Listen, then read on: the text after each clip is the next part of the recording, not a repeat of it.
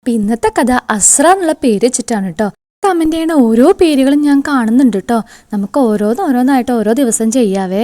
എന്റെ എല്ലാ വീഡിയോസും താഴെ സ്ഥിരമായി കമന്റ് ചെയ്യുന്നവരെ കേട്ടോ ഞാൻ ചൂസ് ചെയ്ത് ഓരോ കഥകൾ ഉണ്ടാക്കണത്. നിങ്ങളുടെ പേര് കൊണ്ടുള്ള കഥ നിങ്ങൾക്ക് കാണണ്ടേ? അപ്പൊ ഉറപ്പായിട്ട് സബ്സ്ക്രൈബ് ചെയ്യാൻ മറക്കരുത് കേട്ടോ. തുടങ്ങാം. ഒരിടത്തൊരിടത്ത് കാടിന് നടുവിൽ 2 മരങ്ങളുണ്ടായിരുന്നു. ഒരു മാമുത്തശ്ശനും ഒരു പ്ലാവുമുത്തശ്ശനും. മാവ് ഒരു പാവമായിരുന്നു. എല്ലാ കിളികളും പക്ഷികളും തന്റെ ശിഖരത്തിൽ കൂടി വെക്കുന്നതും താമസിക്കുന്നതും മാവിന് ഭയങ്കര ഇഷ്ടമായിരുന്നു. എന്നാൽ പ്ലാവിന് തന്റെ മരത്തിൽ അവയൊന്നും വരുന്നതേ ഇഷ്ടമായിരുന്നില്ല. ഒരു ദിവസം കുറച്ച് കടന്നലുകൾ കൂടി വെക്കാനായി പ്ലാവിന്റെ അടുത്ത് വന്നു അവയെ ഓടിച്ചു. നിങ്ങളൊക്കെ എനിക്ക് തീരെ ഇഷ്ടമല്ല, നിങ്ങളുടെ സൗണ്ട് സഹിക്കാനേ പറ്റത്തില്ല.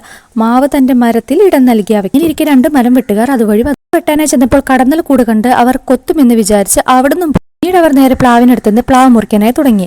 മാവിന് സഹതാപം തോന്നി. കടന്നലുകളോട് അത് സമ്മതിച്ചില്ലെങ്കിലും പിന്നീട് മരം വെട്ടുകാരെ കുത്തി ഓടിച്ചു. പ്ലാവ് കരഞ്ഞു. എല്ലാവരോടും നന്ദിയും ചെയ്തിട്ടും മാപ്പും പറഞ്ഞു.